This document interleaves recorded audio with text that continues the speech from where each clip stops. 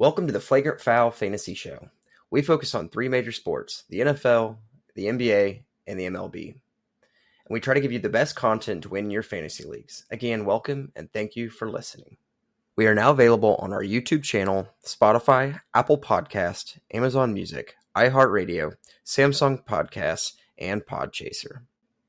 Along with that, don't forget to follow us on our Facebook page, X, formerly known as Twitter, Instagram, Threads, and Tumblr.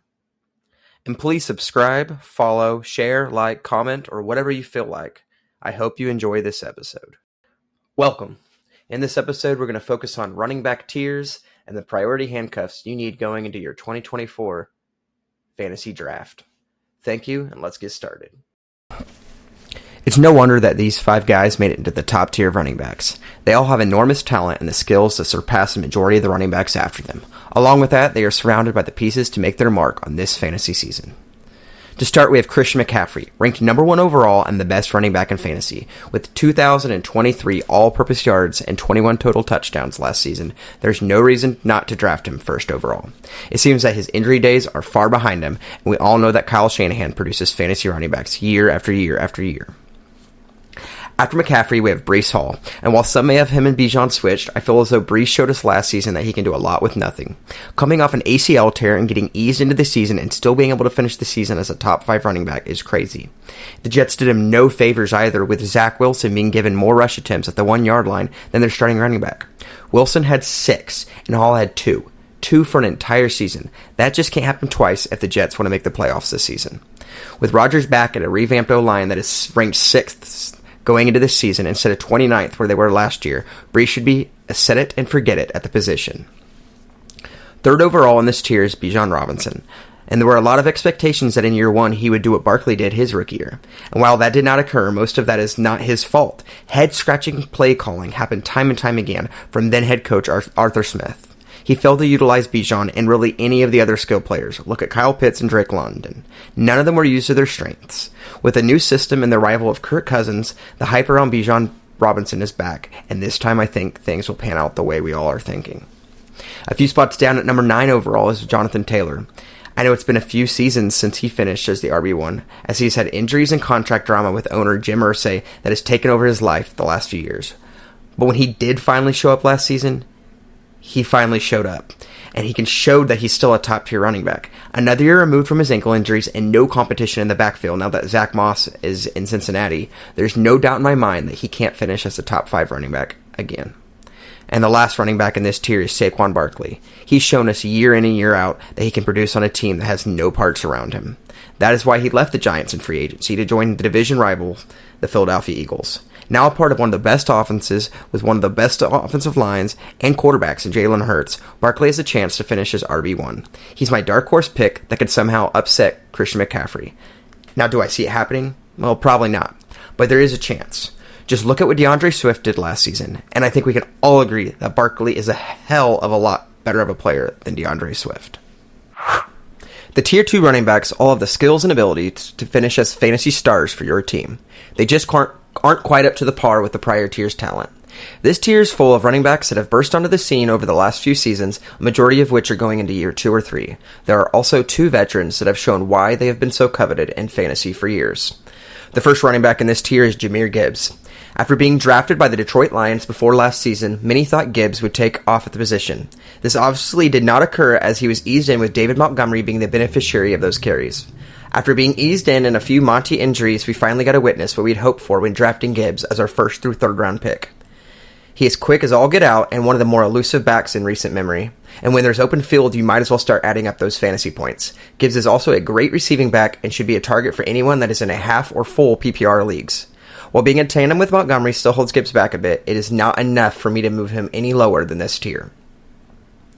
After Gibbs, being ranked 15th overall is Kyren Williams. Kyren showed us last season that when his name was called that he was ready. A guy that went undrafted in leagues last year is now a top option at the position. He showed us his ability to break tackles and catch in space, and head coach Sean McVay has said that he has full faith in Williams to be a bell cow back in this league. So even though Michigan standout Blake Corum was drafted, that should not stop you from drafting Williams. The only thing that is a worry to me, though, is his health. He's been in the league for 2 seasons and has missed just as many games as he's played in. As one of the smaller starting running backs in the league, he definitely took his bumps and bruises last season, and I could see that happening again. So even though I have him in this tier, I am out at his current ADP, especially since he's already gotten injured this early into training camp. After Williams is Isaiah Pacheco, and now two-time Super Bowl champion and one of the more underrated and less talked about backs in the league. 2 years ago, a rookie that was fighting for fourth on the depth chart is now a fantasy stud. And what sets him apart is that he rushes with more ferocity than anyone else and is the angriest runner out there on the field. He has stated that he really isn't an angry guy, but his highlights have shown us otherwise. He's also showed growth in his receiving abilities last season, as well as that, and has the trust of both Andy Reid and Patrick Mahomes. After him comes number 17th overall, Travis Etienne. Last season, he was able to finish as the RB3, and a lot of this was due to his growth on the receiving end. We all already knew about his connection with Trevor Lawrence from their days at Clemson, and only time would tell when he finally stood out in this league. After missing his rookie season due to an injury, he has grown over the last 2 years to become a complete back. Last season, he had 1,484 total yards and 12 touchdowns with 58 receptions. He's another one of the lesser talked about backs in the league due to being in a smaller fan base in Jacksonville, but ETN can once again show he has what it takes to finish as a top 5 RB. After that comes Derrick Henry at 24th overall. Not much needs to be said about King Henry or why he's placed in this tier. In prior years, he was a tier 1 running back, but Father Time is starting to catch up to him. Last season, he finished the worst he has in years, and a large part was due to his team stacking the box against him. Being the only real threat on a team makes it easier to game plan against you, especially when the Titans had a banged-up O-line all of last season. He averaged the least amount of yards per carry in his career at 4.2. That's a great number for most backs. Great in this league overall. But it isn't quite up to the standard we've come to expect with King Henry. While his running game suffered slightly, he more than made up for it in the receiving department, as he's shown growth and become more of a dual threat back over the last 2 seasons. Along with all this, he signed with the Baltimore Ravens during the offseason, who are notorious for the run game. Gus Edwards had 13 rushing touchdowns last season, and while that most likely is not sustainable for Gus in season in LA, Henry could easily match that as he starts his Ravens tenure. He should have a bounce-back year alongside Lamar Jackson and make it hard for opposing teams to prepare this time around. Probably the best receiving back in the league last season was Rachaad White. While his running game had a lot to be desired, he was outstanding in the receiving game. He had 64 receptions for 549 yards and 3 touchdowns to go with his 990 yards and 6 touchdowns on the ground. He was consistently one of Baker's top targets last season, and I see that happening all over again. If you are in a PPR league, draft him. If you aren't, maybe look at one of the other guys in this tier instead. Finally, the last guy in this tier is another one of those guys whose run game was below the norm last season, but he showed up big on the receiving end. I will say, he had a lot going against him last year as Derrick Henry was nursing a shoulder injury most of the season and could not throw the ball more than 10 yards.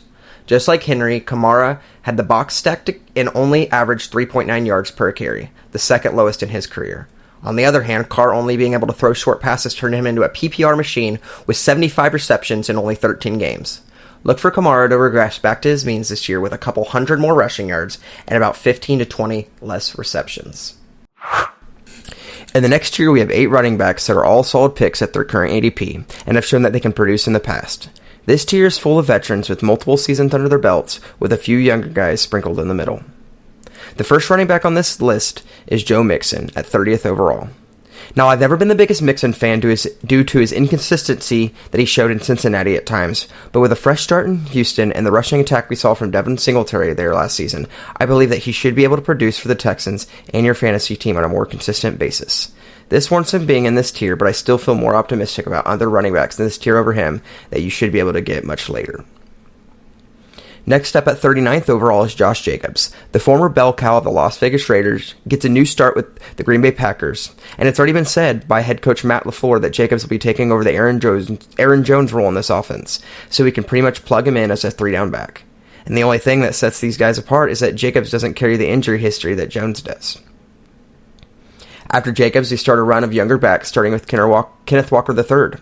Walker excelled last season in the run game, but failed to make a mark in the receiving game like he did the year prior. There were concerns going into this season that Zach Charbonnet would take away some of the load off Walker's shoulders, but new head coach Mike McDonald and OC Ryan Grubb both have said that they believe Walker has the potential to be a dual-threat running back and every down kind of back. Walker does have a history of missing games each season in both college, at Michigan State, and in the pros, so there is that. But that should not stop you from drafting a guy that has the potential to be a top 10 running back. Just make sure to get an insurance policy in place or draft Charbonnet in case he goes down. Next up, we have the only guy I would consider a make-your-own Madden player in Devon Achane. Last season, he showed that when only being given the ball a few times, he can make something out of nothing. With a 200-plus rushing yards in his first game against the Broncos, he burst out onto the scene unlike anything we've ever expected from a rookie.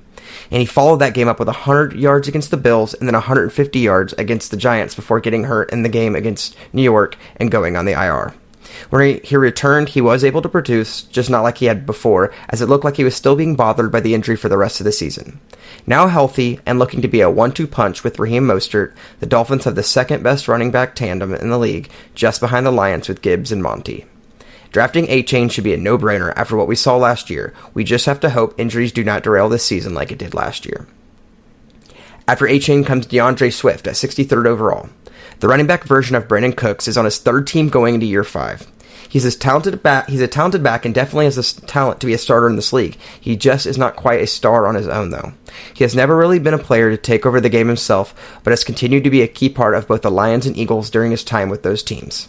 Now on the Bears, Swift is given the task of leading the rushing attack on an offense on the rise.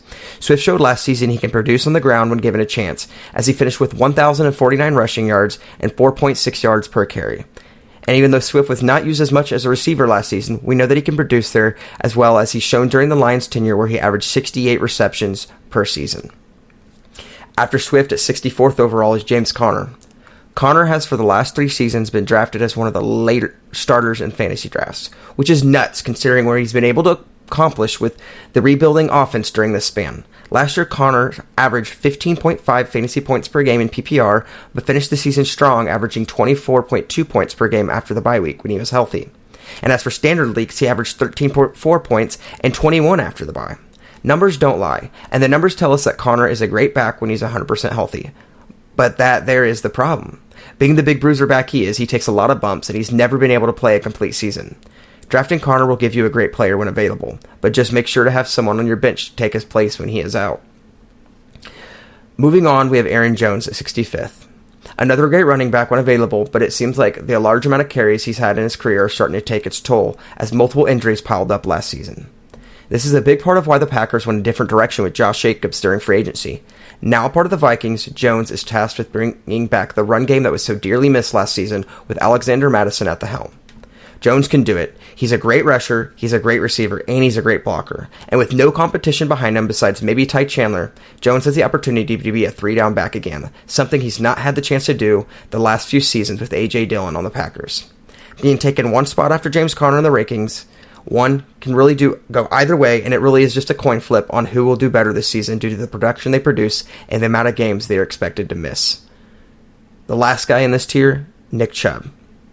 Nuff said. He would normally be a tier 1, but due to his coming back from his horrific injury he suffered last season against the Steelers, I have him a few tiers lower at 3. I mean, he still is Nick Chubb overall. After all, one of the purest running backs in this era, Chubb has produced as a top 5 running back every year since he was took over his rookie season. I know a lot of people are worried about how he will be coming back from his injury, and rightfully so, but I wouldn't be surprised if he pulls an Adrian Peterson and comes back and takes the league by storm. Breece Hall was able to come back from his tear and be eased in and take full control by week 5, so why can we not expect Chubb to do the same? If you watch his rehab videos, you'll see that he's putting in the work to be better than ever, so if he is available later in draft, why not take a flyer on a guy that you could get and put in your flex, or at the RB2, if you could go receiver heavy early and put up your RB1 numbers in those positions. Moving on, we have our Tier 4 backs. This tier is filled with guys that are either on the rise, returning from injuries, or that have historically been great fantasy players but had an off season last year for whatever reason. First on this list at 29th overall is the younger brother of Dalvin James Cook, James Dalvin Cook. And yes, that's their names.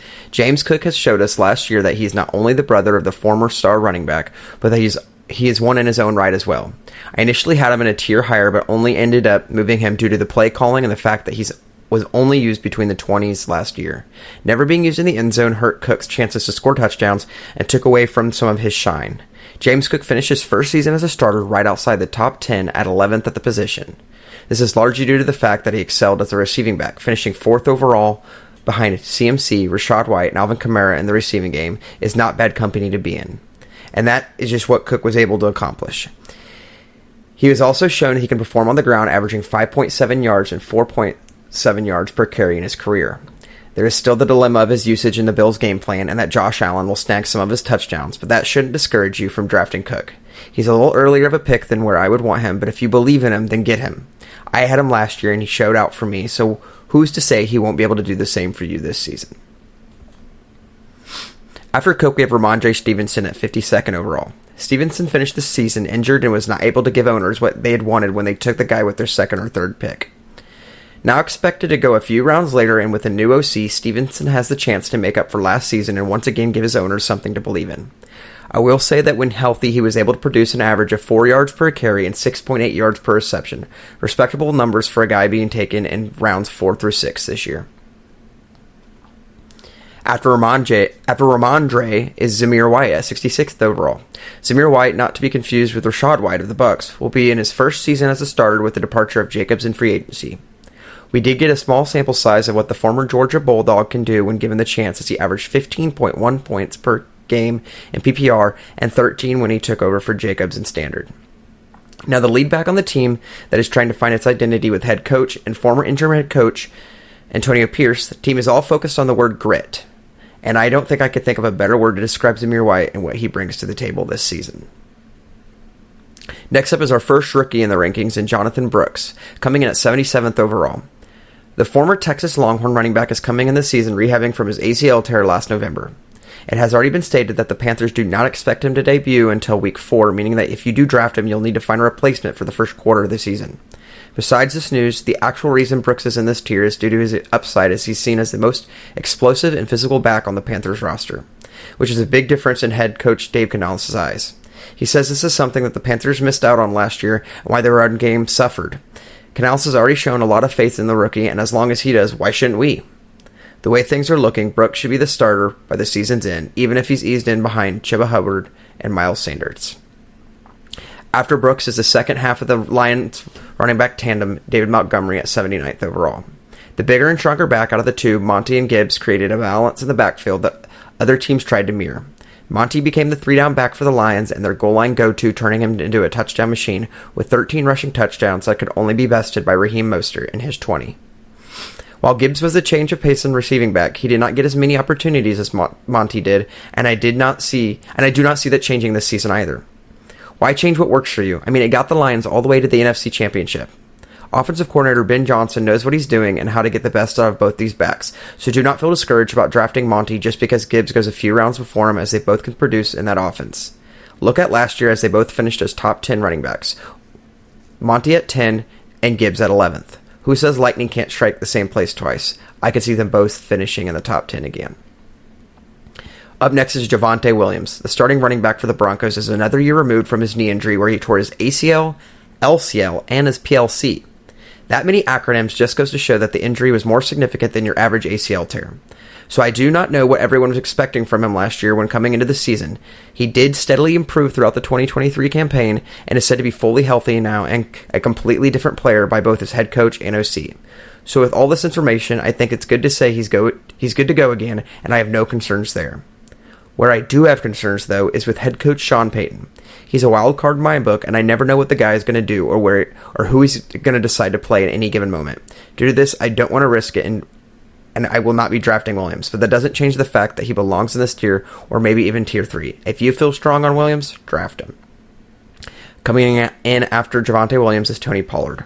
With a fall from fantasy superstardom last year that can only be beaten by Austin Eckler, a guy that was a late first, early second rounder last year, did not produce what we had all expected.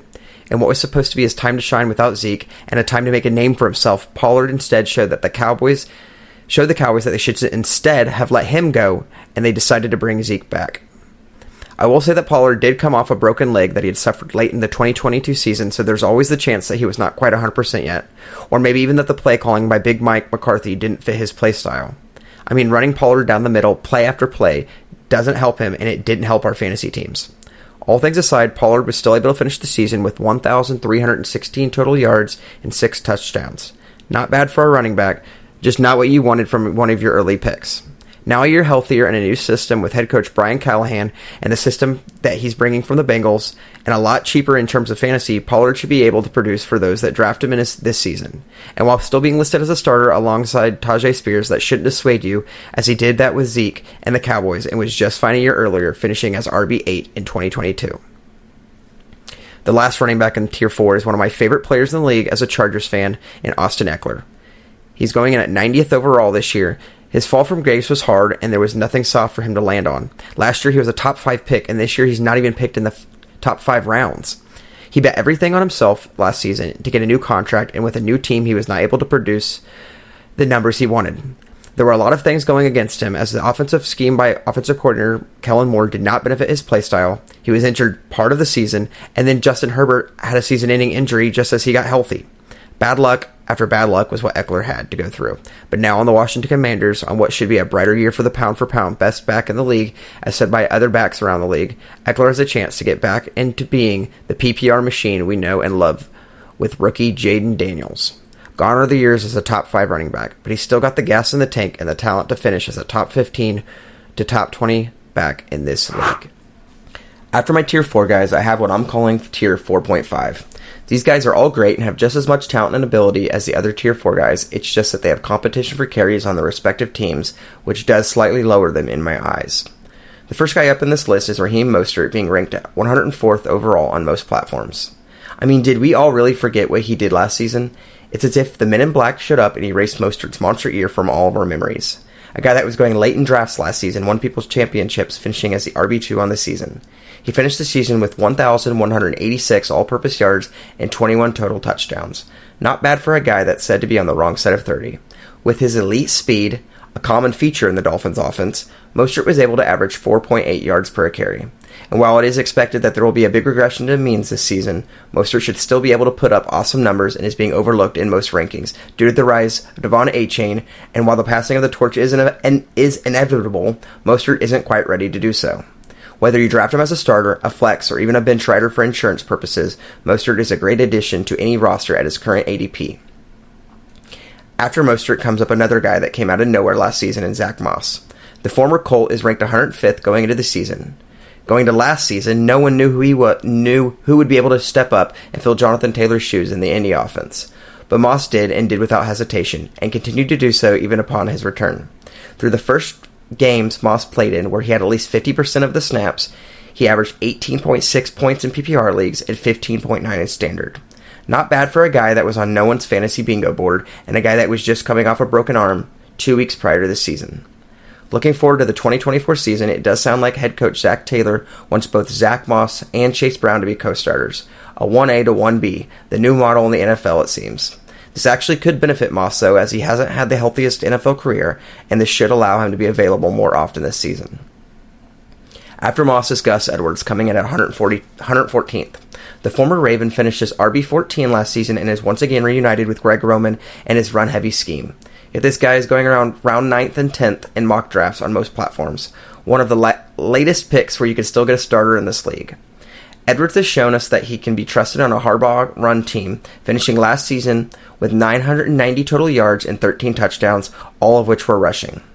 Gus Bus showed us that he is not to be overlooked anymore. Trading one brother for the other, Edwards is looking to piece together another 10-plus touchdown season for the Los Angeles Chargers. And while regression is expected, he is super cheap right now, and I do not know why.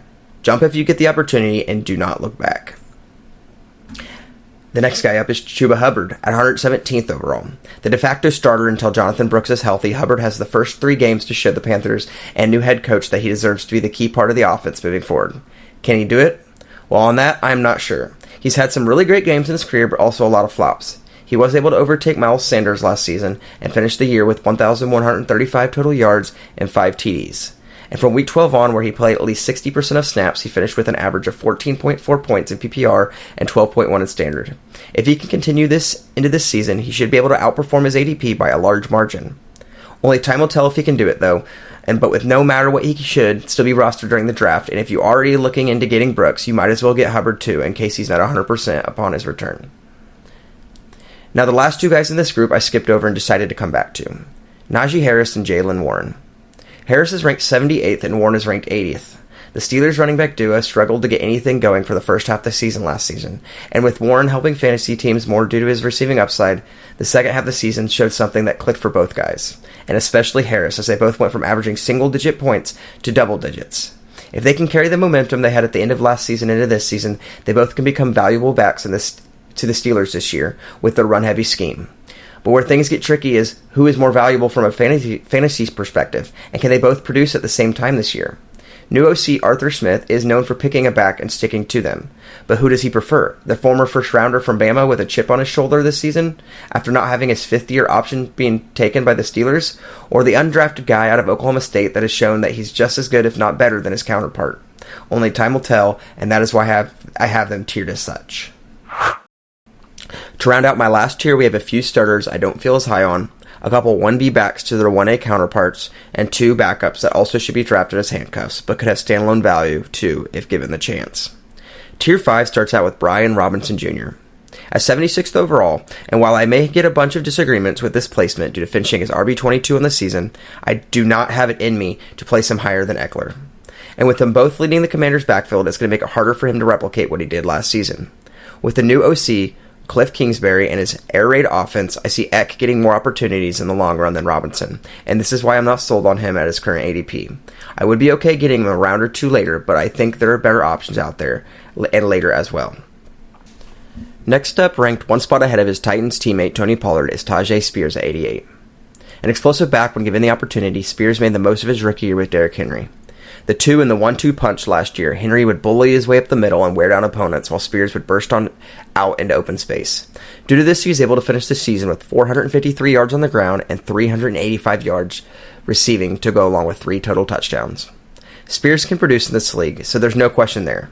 But what I do question is why he's now being paired with Tony Pollard. Both backs pretty much possess the same frame and skills, which now lacks the diversity in play styles that helped Spears last season. And while Bryce Callahan is saying they are both starters, I don't know why they would pay Pollard $24 million over the next 3 years if he was in fact not the go-to guy. Due to this, I like Spears, but not at the same cost as Pollard. One has a sample size we can trust, and one is just getting started in this league. You decide which one you covet more and make the choice that's best for yourself. After Spears, ranked at 102nd, is Devin Singletary. And while I like him as a back, I just can't get behind drafting any Giants players this year. To me, if something looks like doo-doo and it smells like doo-doo, then it's probably doo-doo. And that's exactly how I feel about the Daniel Jones-led Giants. Now, if you are high on Singletary, I will say he did finish with 1,181 yards last season, with 898 of those being on the ground, as well as 4 total touchdowns after taking over as a starter in Houston. Next up is the returning Dallas Cowboy Ezekiel Elliott, ranked at 103rd, right after Singletary. Gone are the years of Elliott being a first-round pick in fantasy, but that doesn't mean he can't produce for your team. With no real competition now that Pollard is out, Zeke has the backfield all to himself as Rico Dowdle and Deuce Vaughn provide no real threat to his carries. While he isn't the player he used to be, he did show us last season in New England that he can still put up respectable fantasy numbers, as he averaged 15.9 points per game when Stevenson was out. Not bad for a guy that nobody seemed to want after being exiled from Dallas last year. And while the Cowboys' O-line isn't as dominant as it used to be, it's still ranked in the top half of the league, which is a heck of a lot better than where the Pats were ranked last season. I love Elliott as a player at his current ADP, and he's going just as late this year as he did last year as a backup. If he flops, it's not like an early pick is being spent, but I feel it's more likely that he'll produce flex to RB2 numbers all season. After Zeke is Chase Brown, ranked at 106th. The rookie last year backing up Joe Mixon showed that he can put out yards when called upon. And as Mixon started to decline in efficiency towards the end of the 2023 season, and the Bengals were eliminated from contention, the team took a look at the back they drafted and saw enough in him to trade Mixon away. He averaged 4.1 yards per carry and was the more elusive back of the two. Now in a running back tandem with Zach Moss, we will have to wait to see if they both can sustain relevance together, or if one can overtake the other on the depth chart. As of right now, both are listed as RB1s for their team, but Brown has been participating in first-team drills on a more consistent basis than Moss during training camp. Only time will tell if this is a coincidence or not. Up next is J.K. Dobbins, ranked at 113th. A dual-threat back when healthy has the tangibles to make a difference for the Chargers alongside Gus Edwards and Greg Roman's offense. If he can stay healthy this year, he is a steal at his current ADP, but that hasn't been something he's been able to do for a majority of his young career. He has been bitten by the injury bug way too many times, and that there makes it hard for any of us to want to spend any of our early picks on him. But where he's being projected this season, I see nothing wrong with taking a flyer on a guy with a high floor and a high ceiling when healthy. Moving on, we have Jerome Ford being ranked at 116th. The backup to Chubb last season got his chance to take over the starting role after Chubb's horrific injury. He started off hot, producing great fantasy numbers for those that were able to pick him up off of waivers, or if you were one of the guys that took a chance on him in the draft. But by the end of the season, Ford finished as RB19. Until Chubb can return this season, Ford should be able to take on the same role he did for the Browns last season until he makes his season debut, which I do not see happening till at least week 5. Ford should be able to produce respectable numbers as a fill-in for Chubb on the ground, and he has the pass-catching abilities to be a receiving back the rest of the season. The final two guys in this tier are Tyler Algier at 122nd and Dameon Pierce at 240. Both of these guys have produced when being starters in the past, and while they are no longer the starting back on their teams, I could still see them being utilized in a way that could get them both double-digit points on a game-to-game basis. Along with this, they are top-tier handcuffs to Bijan Robinson and Joe Mixon, and should be rostered for that alone, in case something were to happen to them. Injuries happen, it is just part of the game, and while we never want to see a guy go down, especially one of our own, it is important that we have steps taken to remedy this. That is why I have made this list of priority handcuffs that I feel can make a difference if and when their number is called. The handcuffs that need to be rostered or at least put on your watch list going into this season are listed as Zach Charbonnet, Tyler Algier, Ty Chandler, Trey Benson, Antonio Gibson, Blake Corum, Marshawn Lloyd, both Khalil Herbert and Roschon Johnson behind Swift, Jalen Wright, Alexander Madison, Braylon Allen, Dameon Pierce, Trey Sermon, and lastly, Kamani Vidal. And while all the guys listed are handcuffs to their team starter, I will mainly be focusing on the guys that are either on a new team this year or are rookies looking to make their mark in year 1. We will start with the veterans on new teams this season and move right into talking about Antonio Gibson. The former Washington Commander is now the backup to Ramondre Stevenson in New England. But I do not only see his value in there. While not being as big of a back as Stevenson, where Gibson really makes his mark is on the receiving side. When Stevenson was hurt quite a bit last season, Zeke was able to produce in his absence, and I could see Gibson doing the same if needed. But I also see some standalone value in him playing the James White role for the new New England Patriots squad. Another veteran on a new team is Alexander Madison. The career backup had his run at being a starter last year in Minnesota, and it did not go over very well at all. The run game suffered because of this, and the Vikings ended up towards the bottom of the pack in their run game efficiency. While it is now known that he isn't starter material, he still is one of the best backups in the league on a new offense in Las Vegas, behind another guy that's trying to prove himself as a starter in Zamir White. And White also has a long history of injuries that date back to his early college days, so more usage this season could end up with White banged up when it's all over. After these two guys, we have quite a group of rookies looking to start their careers as backups and possibly take over from there, starting with Trey Benson. The rookie out of Florida State was drafted by the Cardinals in the 3rd round. He's listed as 6'1" and 223 pounds. Benson has home run speed to elude defenders and the raw strength to mow down guys when needed. He's a typical big bruiser back and will take his bumps and is quicker than guys that should be at his size. Benson also has a higher chance to stay healthy than Cardinal starter James Conner, who is yet to play a complete season in his 7-year career. If you want a guy that has a great handcuff that could eventually be a starter in Arizona, then look no further. After Benson is Blake Corum, a 3rd-round pick out of the University of Michigan. He was an integral part of the national champion Michigan Wolverine team. Blake Corum is now in the perfect position to be able to make an impact early on the Los Angeles Rams. While starting behind Kyren Williams does not mean he will get touches, Williams has been injured often in his young career. Head coach Sean McVay has also said that he sees Corum as a more between-the-lines kind of back, while Williams is more versatile. And that's not to say that Corum can't produce in other ways either. He has stated himself that he's a great receiver. There is the possibility of them both having significant roles on this team, but I think it is more likely that Corum will at least start as a change of pace back and the Rams' insurance policy to Williams' health woes. Up next is Marshawn Lloyd. Drafted in the 3rd round out of USC, Lloyd is fighting for backup duties with A.J. Dillon in Green Bay, and all reports are saying that he's winning in camp. Last season, Lloyd was able to average 7.1 yards per carry with 9 rushing touchdowns, but he was rarely used in the receiving game by Lincoln Riley and quarterback Caleb Williams. He was known for his breakaway speed and his ability to accelerate in the open field. Due to this, my assumption is that Lloyd will be the third down back to give Jacobs a break and fill in if he does end up getting hurt. Jacobs is the bigger back, which now makes Dillon almost expendable, and Lloyd is a completely different type of running back altogether. Moving on, we have a speedster out of Tennessee in Jalen Wright, who was drafted to the NFL's track team, the Miami Dolphins. The former Volunteer was drafted in the 4th round to join the backfield that already has 2 of the quickest backs in the league in Devon Achane and Raheem Mostert.